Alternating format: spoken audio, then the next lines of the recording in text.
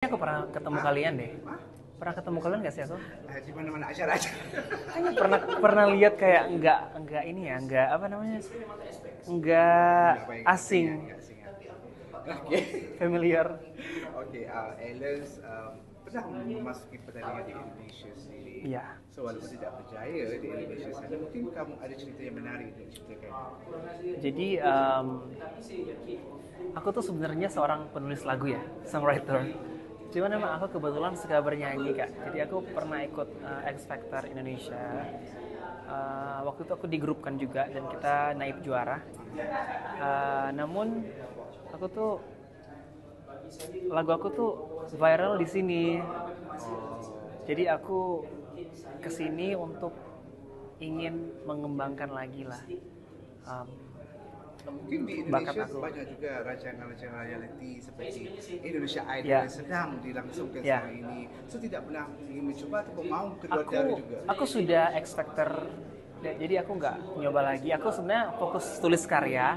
Cuman Big Stage ini sesuatu yang unik ya buat aku, kayak wah kayaknya aku mau coba deh. Jadi aku ikutlah.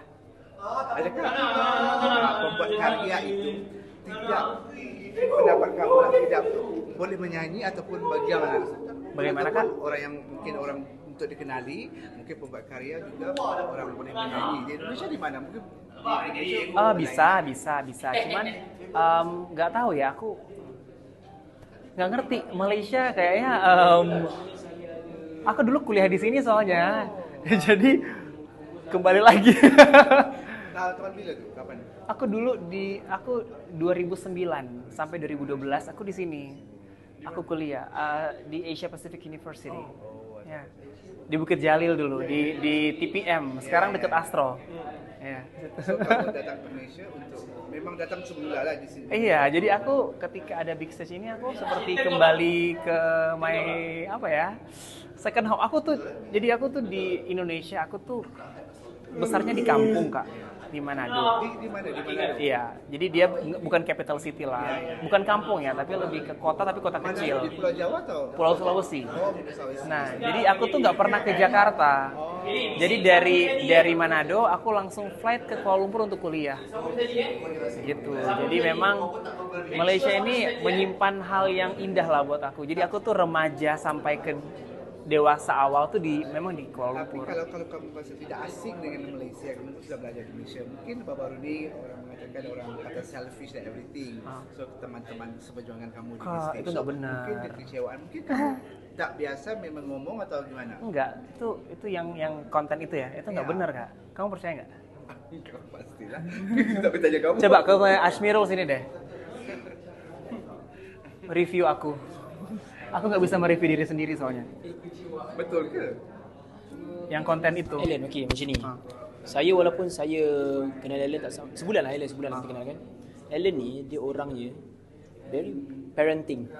Dia jaga tau kita orang. Dia contohnya saya cakap bila dalam nyanyian Ellen ni, saya tak deny lah, Ellen ni, ini jujur pada hati saya, Ellen ni dia orang yang sangat particular tentang notes-notes, betul Ellen? Ya. Jujur, okay. Dia particular tentang notes-notes tau. So kalau dia tegur tu, saya setujulah, contoh ada macam tegur yang macam maybe ada sharp ke, maybe ada flat ke kan, tu saya setuju. Dan Ellen ni sebenarnya dia bukan orang yang banyak banyak cakap semua. Dia orang yang memahami. Okay, Ellen ni orang yang memahami, orang yang baik, orang yang banyak bagi kasih sayang kat kita orang semua. Dan aku sayang kamu dong. Terima kasih banyak. Jumpa lagi nanti. Ya kamu sukses ya. Jangan berhenti berkarya. Kamu pun. Sepatu aku copot. Jangan berhenti berkarya. Ini kamu sudah graduate lebih dulu. Write song.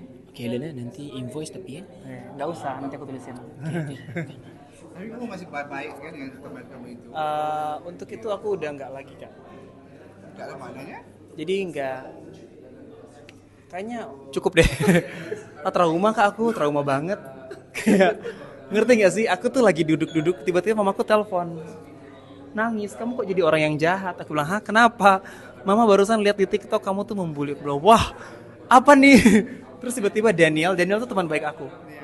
Alan, ini nggak benar ini yang diomongin ini. Aku bilang, waduh. Terus dia mau tunjukin video, aku bilang nggak usah. Sampai sekarang aku tidak menonton video itu kak. Kenapa kamu kaget? Enggak, aku nggak mau membenci orang. Jadi aku cukup tahu, aku cuman melihat I think the first 5 second cause I need to scroll down and then I stop. Terus nggak mau karena takut nggak mau membenci orang. Aku cukup tahu, oke, selesai, berarti kita nggak cocok berteman. Mungkin kalau mau cari engagement bisa hal yang baik lah, nggak usah bawa-bawa orang. Tidak ada diperhatikan. Kak, kamu tahu, aku tadi perform, aku lupa menyalakan ear monitor. Aku Kenapa? nggak pernah digituin, jadi kayak, waduh, kamu bayangin ya, aku minta kamu berpikir secara positif lah. Contoh. Kita dapat 1 jam untuk latihan ya, grup. Lagu tersebut aku nggak tahu kak, aku tuh banyak lagu yang dari sini, mohon maaf ya aku nggak tahu. Tapi aku terbuka untuk belajar. Aku belajar lagunya. Aku tanya, ada yang bisa harmoni? Kenapa tanya itu? Karena kita dalam sebuah grup. Nyanyi dengan grup harus ada apa? Harmoni. Keserasian. Jadi aku tanya siapa yang bisa harmoni? Bisa. Aku bilang oke, aku nggak tahu lagunya, bagi part gimana, kayaknya ini karena 1 menit doang kan. Pas bagi banyak masih ada yang salah gitu loh. Terus kita tuh cuma punya 1 jam kak. Terus aku tuh kayak guys fokus ya gitu loh. Kenapa? Karena kalau 1 orang jelek semuanya tuh jelek. Karena dalam grup kalau 1 nggak baik, semua itu nggak baik. Kenapa? Karena kita ketika menjadi grup kita menjadi 1. Jadi aku sebenarnya lebih ke bilang kamu hafalin part ini ya. Tapi aku mau jelasin juga, aku tuh jujur ya, bingung kak. Aku nggak mau. Udahlah, aku minta maaf dengan semua kesalahan aku dan aku memaafkan kamu yang sudah membuat nama aku seperti itu. Tapi nggak apa-apa. Aku cuman berharap kamu lebih sukses ke depannya, bikin sebuah karya, karena gosip itu bertahan seminggu sebulan. Nanti bulan depan siapa lagi korbannya nggak tahu ya. Jadi berkarya aja. Berjaya lolos ke 10 besar. Perasaan kamu? Perasaan aku sangat bahagia walaupun aku nomor 9. Oke, alright. Lagunya tidak di. Jadi kak, aku tuh kamu tahu, aku tuh terganggu itu dengan cerita. Aku tuh nggak nyalainin earphone, aku tuh nggak denger musik.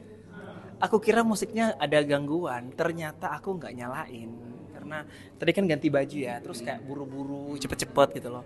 Terus main naik aja gini, udah pause, tapi nggak nyala. Tapi oke lah, nomor 9. Aku dari nomor 5 turun nomor 9. Semoga minggu depan aku bisa at least lah nomor berapa ya? Nomor 7 lah, jangan 10 besar ya, nomor 6 harus nomor 6. Nggak boleh. Ya. So, untuk pilihan lagu minggu hadapan, Roman Cinta. quite surprisingly, Ya. Sebab kalau kita dengar sudah 2 minggu suara kamu itu sekali untuk minggu depan rock. Nah, Ya. aku akan membawa itu secara akulah. Karena kau satu-satunya cinta. Gitulah. Kita cobalah kita bikin lagu itu jadi lagu yang berbeda. Kita kasih warna baru mungkin ya. Mungkin di Malaysia sendiri ataupun di Indonesia, idola kamu actually di mana?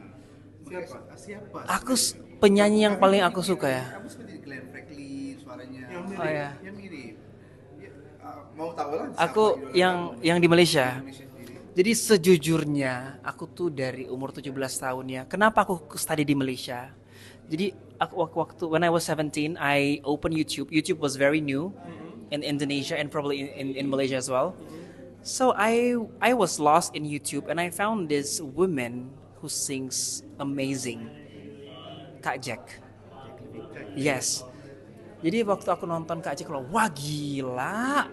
Suaranya bisa begini ya. Terus aku kayak bilang ke mamaku, "Mama, aku mau kuliah di Kuala Lumpur." And then I met Kak Jack in KL. On that year I was like, wow, I'm a big fan of her. Terus on the same day I also met Kak Hel Husaini.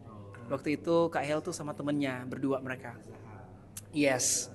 dulu banget itu 2009 2010 ya. Nah, terus sekarang tuh aku mengenal begitu banyak orang-orang Malaysia yang sangat, aku hormat banget ya, respect. Kak Ernie Zakri, Kak Marsha. Aku juga suka banget Bang Ajay. Tapi sekarangnya trennya orang Malaysia, artis di Malaysia, selebriti di Malaysia menyanyi di Indonesia lebih populer. Gimana Kak? Kalau penyanyi-penyanyi di Malaysia hadir ke Indonesia menjadi populer, lagunya viral. Mungkin di Indonesia ramai orang yang melihatnya. Apa yang boleh komen tentang itu? Maaf, aku kurang mengerti. Maknanya artis Indonesia datang ke Malaysia mungkin skopnya lebih kecil. Seperti Indonesia populasinya nggak ramai. Kalau di Indonesia populasinya ramai. Itu Menurut aku itu lebih ke selera sebenarnya ya. Karena kita tuh nggak pernah bisa mengontrol kemana lagu kita pergi sebenarnya. Kita cuma rilis and then suddenly, we got listeners from Brunei, we got listeners from Singapore or Malaysia or even Indonesia. Jadi merilis lagu nih artis ya, untuk mengeluarkan sebuah lagu tuh kayak kita tuh nggak tahu lagunya akan kemana. Kamu bayangin nggak di Spotify algoritma aku ada yang dengerin lagu aku di Ghana? Gue kayak wah. Cuman iya itu kita nggak tahu Kak mau kemana. Cuman itulah kita tuh. Kamu tidak bergerak secara solo, kamu sudah tahu ini adalah pertandingan yang boy band. So how you tak bergerak solo? Nggak apa-apa, karena kan masih bisa solo. kan grup solo kan. Aku sudah baca sih ininya rules and regulation ya. Jadi bisa bergrup. Nanti kalau ada project solo bisa solo lah. I can write song for my group. I can produce for them. I can, do the arrangement for my group. Di Indonesia sendiri idola kamu apa? Wah, di Indonesia aku suka banget Bang Judika. Aku juga suka Rimar. Kalau kamu kenal Rimar itu, aku suka banget ya, dia suaranya bagus banget. Aku juga suka Teocha. Ya gitulah. Oke, untuk menarik peminat di Malaysia, apa kamu mau ngomong ke mereka?